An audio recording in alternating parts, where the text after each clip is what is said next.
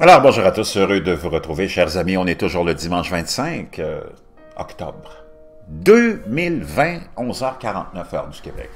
J'espère que vous allez bien dans ces temps vraiment très angoissants pour beaucoup d'entre nous. Hein. Non seulement on a la pandémie, on a plein d'autres choses sur les épaules aussi. On a surtout, et ça c'est une bombe à retardement, la crise environnementale qui va de plus en plus, comment dire, se faire sentir, qui va de plus en plus venir changer nos vies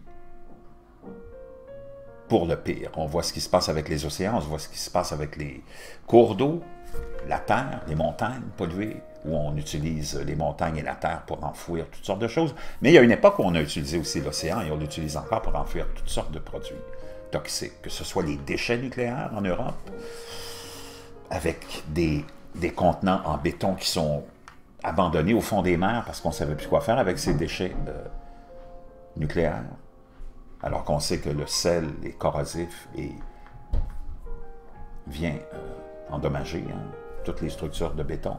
Qu'est-ce qui arrivera dans combien d'années? On ne sait pas. Et apparemment, il y a déjà de ces conteneurs qui fuient. On n'en parle jamais de ça.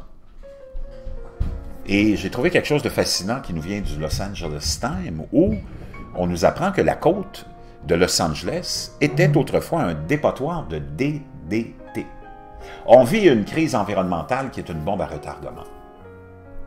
Partout dans le monde. On a les industriels, les élus ont laissé faire, ont eu un laisser-aller incroyable. Et nous, aveuglement, on a continué à consommer toujours pour notre plaisir et notre confort, sans réaliser à quel point ça avait un impact incroyable. Et ça pouvait avoir un impact incroyable, non seulement sur l'environnement, mais que ça reviendrait contre nous, éventuellement. On voit la quantité de maladies qui sont reliées à l'alimentation, à la qualité de l'air, à la qualité de l'eau. Et c'est vraiment un point de non-retour. La côte de Los Angeles était autrefois un dépotoir de DDT. On peut voir plein de contenants. Et c'est sous la plume de Rosana Xia, publié aujourd'hui, 25 octobre 2020, non loin de l'île de Santa Catalina, dans un océan partagé par les plongeurs et les pêcheurs, les forêts de varech et les baleines.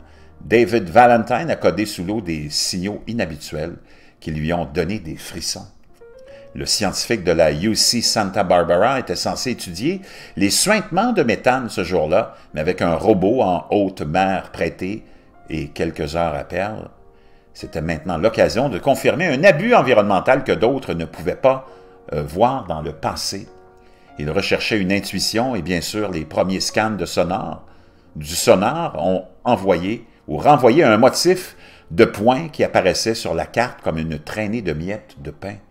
Le robot a fait son chemin à 3000 pieds vers le bas, rayonnant de lumière vive et d'une caméra alors qu'il parcourait lentement le fond marin. À cette profondeur et à cette obscurité, la topographie inexplorée semblait aussi étrange que de traverser un vaste désert la nuit. Et c'est là que les barils sont apparus.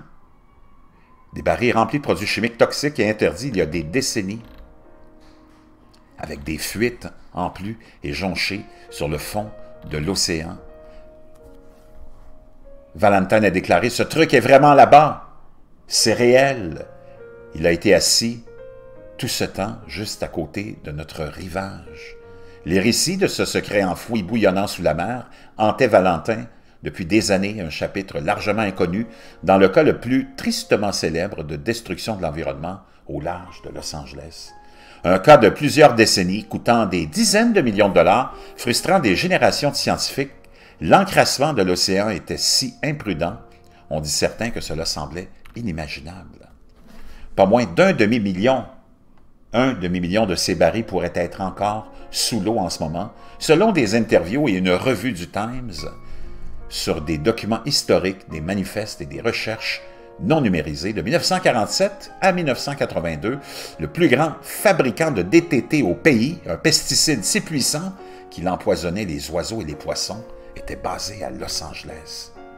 Une bataille épique du Superfund a par la suite révélé l'élimination des déchets toxiques de l'entreprise par des canalisations d'égouts qui se déversaient dans l'océan, mais tout le DTT qui avait été envoyé en mer a attiré relativement peu d'attention.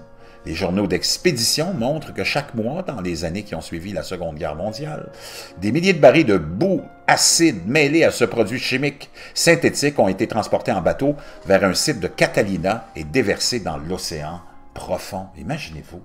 Wow! Si vaste que selon la sagesse commune du temps, il diluerait même les poissons les plus dangereux. Les poisons, pardon, les plus dangereux. On avait cette idée-là que si on envoyait ça si profondément que ça diluerait les poisons les plus dangereux. Imaginez-vous. Les régulateurs ont rapporté dans les années 80 que les hommes chargés de se débarrasser des déchets de DTT prenaient parfois des raccourcis et les jetaient simplement près du rivage. Et lorsque les barils étaient trop flottants pour couler d'eux-mêmes, selon un rapport, les équipages les ont simplement, imaginez-vous, percés. L'océan a enterré les preuves pendant des générations, mais la technologie moderne peut amener les scientifiques à de nouvelles profondeurs.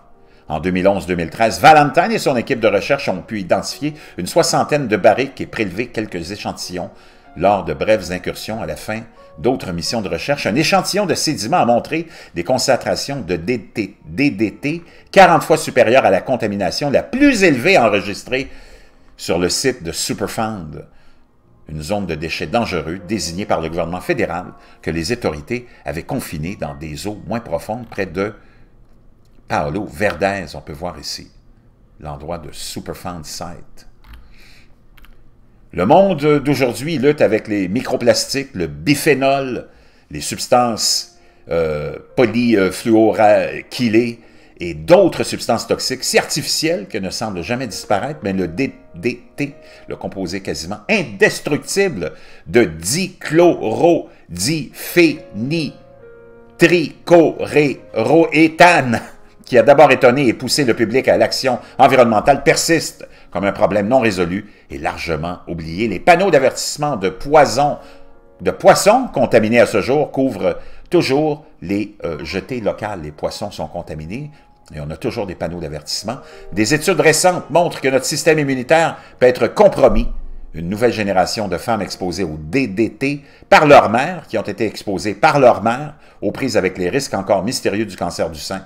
La contamination des lions de mer et des dauphins continue de déconcerter les scientifiques et la quasi-extinction des faucons et des pigargues à tête blanche montre comment l'empoisonnement du coin du monde peut se répercuter sur tout l'écosystème. Des décennies de bureaucratie et des problèmes environnementaux concurrents ont détourné l'attention du public. Valentine espérait que déterrer des preuves physiques du fond marin attirerait plus de gens, mais les appels et les courriels à de nombreux responsables depuis sa découverte, imaginez-vous, n'ont abouti à rien. Railler pour l'océan profond n'est pas facile, a reconnu Valentine, même si nous comptons sur la santé de ces eaux bien plus que nous ne le savons. Le fait qu'il pourrait y avoir 1 demi-million de barils là-bas, nous devons de le comprendre. Ce qui s'est passé, c'est qu'il y est réellement là-bas et à quel point tout cela se propage. Vraiment, vraiment inquiétant, vraiment, vraiment inquiétant. Je vous laisse l'article de tout ça dans la boîte de description. Imaginez-vous.